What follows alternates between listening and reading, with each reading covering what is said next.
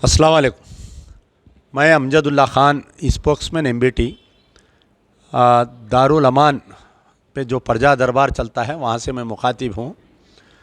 जैसा कि आप लोग जानते हैं कि पिछले मुसलसल 2 साल से दारुल अमान के जो प्रजा दरबार होता है उसके थ्रू हम कई लोगों के मसाइल को हल करने पर कामयाब हो रहे हैं। मेरे साथ यहाँ पर जो मेरी बहन बैठे हुए दिख रहे हैं उनका नाम है सईदा बेगम और उनकी लड़की है सानिया बेगम। सईदा बेगम वो बहन है कि तेलंगाना एजिटेशन में इनके शौहर मोहम्मद ख्वाजा अली अपने आप को ख़ुदकशी किए थे, यानी अपने आप को जलाकर मर गए थे। तेलंगाना का जो एजिटेशन चल रहा था तो इसमें यह हुआ कि जो भी तेलंगाना के मार्टियर्स है, बाज़ाब्ता हमारे कने गवर्नमेंट का जीओ है, आप देख सकते हैं कि प्रकाश गौड़ इनके जो एमएलए मुकामी उनका लेटर है और पी महेंद्र केटीआर के पीए का लेटर है। और आपके सबसे बड़ी चीज़ मेरे पास एक गवर्नमेंट, ये आप देख सकते हैं कि इनके फ़ोटो है। इनके शौहर जो है हिमायत सागर पे रहते थे ये लोग, वहाँ पर एजिटेशन में कई लोग जला के मर गए थे जो सेंट्रल गवर्नमेंट तेलंगाना नहीं दे रही बोलकर। आप इस फ़ोटो में कई लोगों को है देख सकते हैं कि महमूद अली साहब हैं ठहरे हुए इस फ़ोटो में, और अखबार ये इनके उस वक़्त के मिनिस्टर थे महेंद्र रेड्डी, उनके साथ भी इनकी तस्वीर है। और मेरे पास एक गवर्नमेंट का ऐसा डॉक्यूमेंट है कि उसके अंदर जो है serial number 3 Shri Mohammad Khwaja Ali son of Muhammad Jahangir expired on 13/10/2013 by committing suicide by self-immolation. On pursuit of documentation, it is revealed that as per the report of the DC and Tehsildar Rajendra Nagar Mandal, the deceased has sacrificed his life for committing suicide for and self-immolation. The reason is यानी separate Telangana के लिए इनके शौहर जो है एहतजाज किए थे और उस एहतजाज में जल गए और मर गए। इत्तेफाक से ये था कि इनके शौहर को 2 वाइफ थे, एक ये है और एक ये बड़ी वाइफ है और एक छोटी वाइफ थे। तो उनको नौकरी मिली और सेकंड वाइफ को जो है नौकरी मिली, लेकिन बदकिस्मती से नौकरी मिली सो 3 महीने में उनका इंतकाल हो गया। उनका एक लड़का है वो अपने नाना नानी के साथ रह रहा है जी। 8 महीने में नौकरी मिली सो 8 महीने में उनका इंतकाल हुआ। आपके शौहर मरे सो कितने दिन में नौकरी मिली उनको? 2 साल के बाद में उनको नौकरी मिली, क्योंकि वाक़या जो है 2013 का है। तेलंगाना अलग हुआ 2014 में, सीएम टीआरएस की गवर्नमेंट आने के बाद में उनको नौकरी मिली और 8 महीने में उनका इंतकाल हो गया। और कुछ रकम मिली थी दोनों को, इनको कुछ मिली थी उनको, लेकिन ये अब बेवा की ज़िंदगी बहुत मुश्किल दे हो जा रही है। इनको एक लड़की है एक लड़का है इनको, तो ये कोशिश की है कि कुछ इनको गवर्नमेंट से फ़ायदा मिलना। सारे डिपार्टमेंटों में गए, सारे मिनिस्टरों कने जा रही, महमूद अली साहब कने गए, फिर इनके जो कंसर्न एमएलए उनकने गए, इनके कंसर्न मिनिस्टर कने गए, यहाँ तक कि केटीआर कने भी गए लोग। सारे सबूत है, सारे लेटर्स है, सारे फ़ोटोस है, लेकिन 2013 से जो फिर रहे हैं बेचारे, 2023 आ गया, 10 साल हो गया, इनको कुछ नहीं मिला। तो बहुत नाइंसाफ़ी की गई। उमन ऐसा होता है कि जहाँ पर भी तेलंगाना के लिए जो मुस्लिम यानी एजिटेशन हुआ, अगर कोई मुसलमान है उन्हें मर गया तो उसको सरकार सही नहीं देख रही। तो तेलंगाना के मार्टियर्स, जैसा हिंदुस्तान की आज़ादी के लिए लोग लड़े थे, ऐसा इनके शौहर है। तो यकीनन इन लोगों की सैक्रिफाइस की वजह से हमको तेलंगाना मिला है। हमको अब मुद्दा यह है कि इनका घर चलाने वाला कोई नहीं है।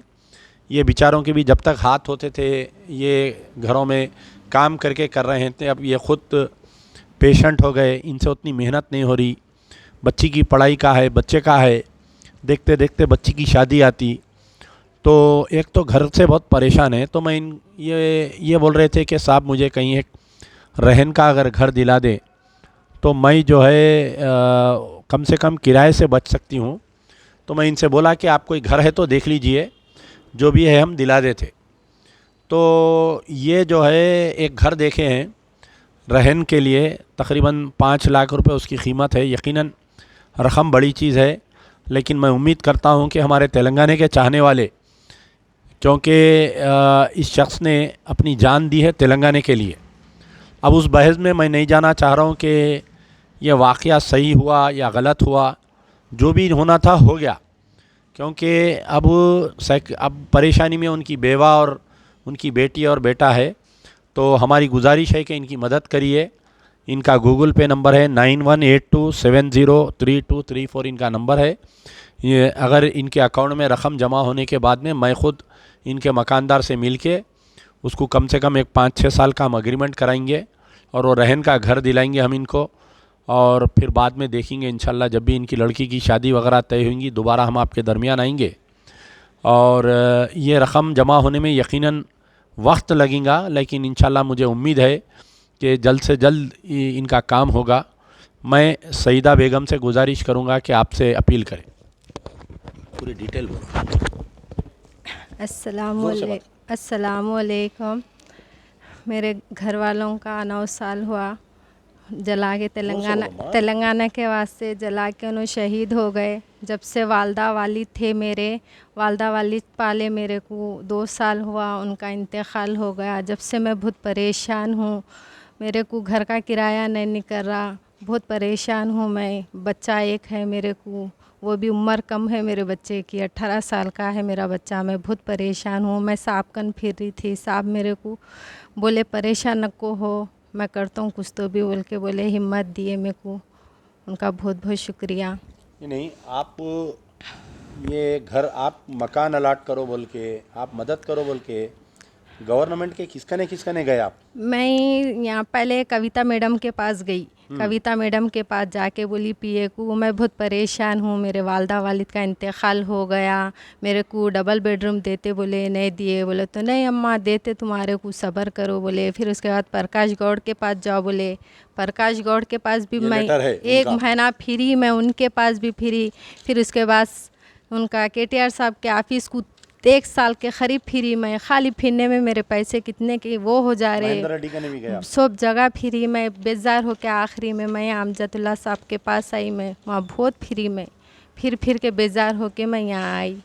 अब आपको एक मकान होने का है? हाँ, मेरे को एक मकान। कहाँ पर आप रहन का मकान? मेरे घर से जरा आगे ओटापल्ली में है। इसका मकान है वो?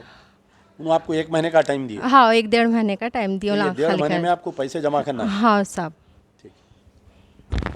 बहरहाल अल्लाह से उम्मीद है कि अल्लाह ताला इनकी तकलीफ़ को दूर करे।